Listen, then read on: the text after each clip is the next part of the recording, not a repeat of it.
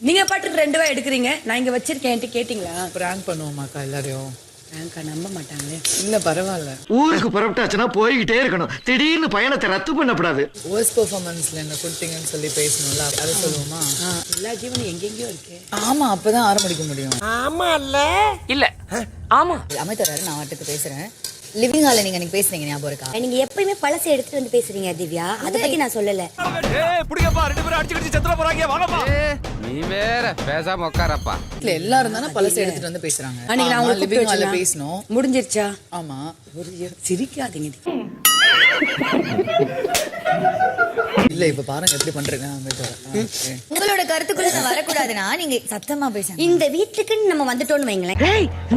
ஐயோ பயமா, அது கடிச்சிடாத. இது என்னங்க நியாயம்? நீங்க உங்க நீங்க எப்படி கருத்து சொல்றீங்க? உங்க கருத்துல நீங்க இருக்கும்போது நான் ஏன் கருத்துல நான் ஏன் இருக்க கூடாது?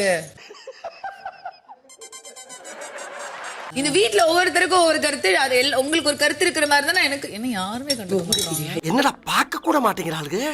பாக்குற மாதிரியா இருக்கு இது. இதுதான் ஃப்ளாப் ஆகுது. யாராவது இருக்கும்போது சண்டை போட்டுருக்கலாம். கில் பண்ணிடலாவே. இந்த அவமானம் இல்ல நீங்க நீயே வாடி இங்க போடா.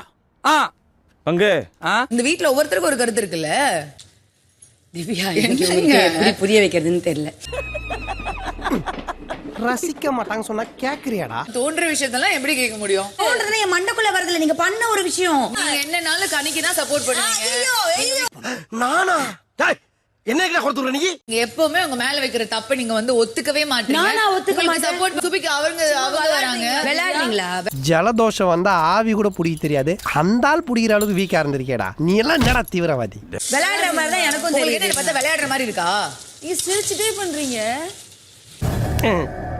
எல்லாம் நம்ம ஆளுங்க தான். ஒளிஞ்சிருக்க லட்சணம் அந்த மாதிரி. டேய் திவ்யா ஃபர்ஸ்ட் பேசும்போது திருப்பி போற பழக்கத்தை விடுங்க திவ்யா. நான் அப்படி எல்லாரும் சொல்றாங்க இது என்ன எதுக்கு நீங்க opinion? பாட்டுக்கு போயிட்டே இருக்கீங்க? ஏப்பா பேச விட்டு போயிட்டே நடமாடா.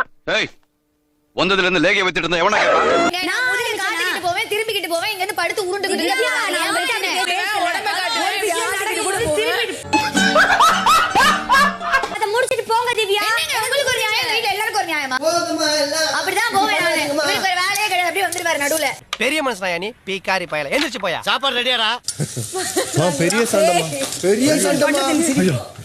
தமிழ விட்டு போனோம் பாருமா நாங்க. சொல்லுமா. நம் ராஜதந்திரங்கள் அனைத்தும் வீணாகி விட்டதே. இன்னும் பயிற்சி வேண்டுமோ?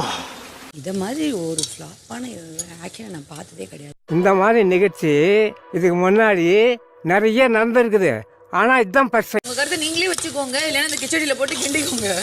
போயிருக்கேன். தயவு செய்து உங்களோட பிராங்குக்கு நான் வரவே மாட்டேன் என் வாழ்க்கையில. ஒரு அசிங்கமாய் போச்சு குமார். ஒரு பிராங்க் நான் வேஸ்ட் பண்ணிட்டேங்க. அவங்க அம்மா வருவாங்கன்னு பார்த்தா அவங்க அம்மா வரவே இல்லைங்க. இப்ப வருவாங்க பாருங்க.